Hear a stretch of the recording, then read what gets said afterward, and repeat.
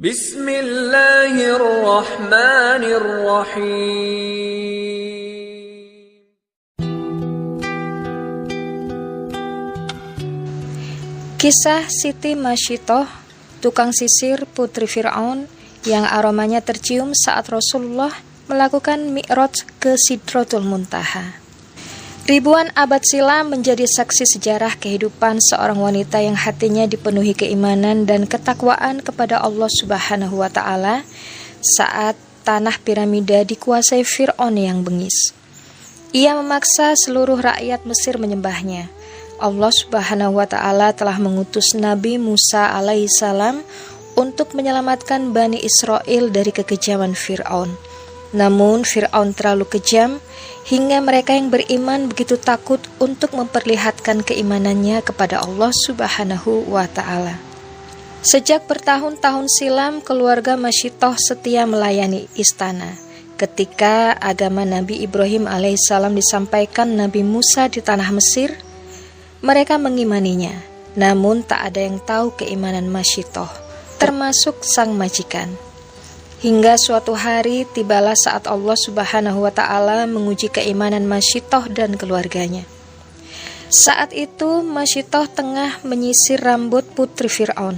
Namun tiba-tiba sisir di tangannya jatuh dan tanpa sadar asma Allah Subhanahu wa Ta'ala keluar dari lisan Masyittah. Mendengarnya putri Fir'aun sontak kaget. Ia pun segera menginterogasi Masyittah, siapakah Allah Subhanahu wa Ta'ala itu. Jika Allah Subhanahu wa Ta'ala itu Tuhan, maka berarti Masyittah siap dihukum mati karena telah menentang Fir'aun, ayahnya. Masyittah tak lantas menjawab pertanyaan sang putri. Keringat dingin menderas di tubuhnya. Ketakutan menderu hatinya. Siapa Allah Subhanahu wa Ta'ala itu? Mengapa kau tak menjawab? Apakah kau punya Tuhan selain ayahku? Seru sang putri. Masyittah terus bungkam, namun sang putri terus mendesaknya. Hingga keberanian pun datang dari diri Masyittah. Ia tahu betul, inilah saatnya keimanan hendak diuji Allah Subhanahu wa Ta'ala. Lalu Masyittah menjawab dengan tegas, Allah Subhanahu wa Ta'ala adalah Tuhanku, Tuhan ayahmu, dan Tuhan seluruh alam. Mendengarnya, sontak sang putri pun segera beranjak dari tempat duduknya menuju kediaman sang ayah. Ia segera melaporkan apa yang baru saja didengarnya dari lisan Masyittah. Sementara Masyittah mengabarkan kepada keluarganya untuk bersiap diri menghadapi hukuman Fir'aun. Fir'aun marah bukan kepalang ketika mendengar kabar dari sang putri. Ia pun segera memanggil Masyittah ke hadapannya.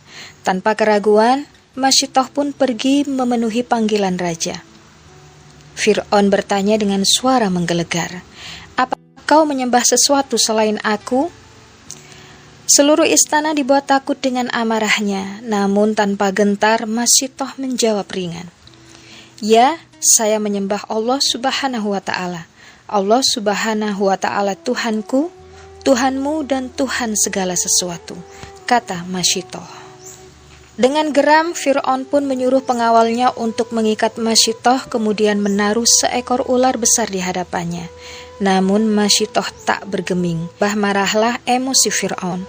Ia pun segera memanggil tangan kanannya, Haman, untuk mengeksekusi mati keluarga Masyittah.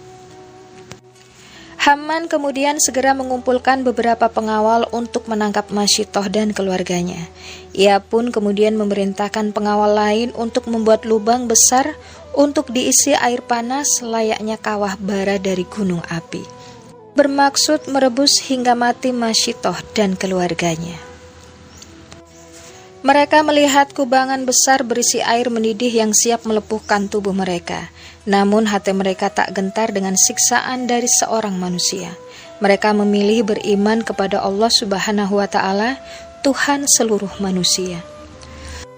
Sebelum dilempar ke air mendidih, mereka ditanya oleh Haman apakah masih akan terus mengimani Allah Subhanahu wa Ta'ala dan enggan menuhankan Fir'aun. Namun jawaban mereka selalu sama setiap kali ditanya. Allah Subhanahu wa Ta'ala adalah Tuhanku, Tuhan Fir'aun, dan Tuhan seluruh alam. kami akan terus beriman kepada Allah sekalipun harus terjun ke kawah mendidih. Maka bulatlah keputusan Haman untuk memasak mereka hidup-hidup dalam kubangan air yang mendidih. Suami Masyitohlah yang pertama kali mendapat giliran. Tubuhnya langsung dilalap air yang mendidih. Tinggal sebongkah daging gosong tak bernyawa. Semuanya dilakukan di hadapan Masyitoh, hingga tinggallah tersisa Masyitoh dan seorang anaknya yang masih bayi. Ia menggendong bayi itu erat-erat, hatinya masih tegar di atas agama Allah. Maka diseretlah ia dan bayinya mendekati air yang teramat panas itu. Ketika hampir memasuki kubangan air, tiba-tiba setan membisikkan keraguan di dalam hatinya. Keraguan dengan merasa sedih dan kasihan pada sang bayi yang belum sempat tumbuh dewasa melihat dunia. Bayi yang baru lahir tanpa dosa. Namun Masyitoh tak pernah sedikit pun melepaskan keimanannya pada Allah Subhanahu wa Ta'ala. Lalu dengan kehendak Allah, sang bayi tiba-tiba berkata kepada ibunya, "Wahai ibu, jangan takut, sesungguhnya surga menanti kita," ujar sang bayi yang digendongnya. Mendengarnya kembalilah ketegaran dan keberanian Masyitoh. Ia pun mencium anaknya, kemudian masuklah keduanya ke dalam air yang mendidih. Masyitoh dan keluarganya mengakhiri hidup mereka dengan berpegang teguh pada akidah.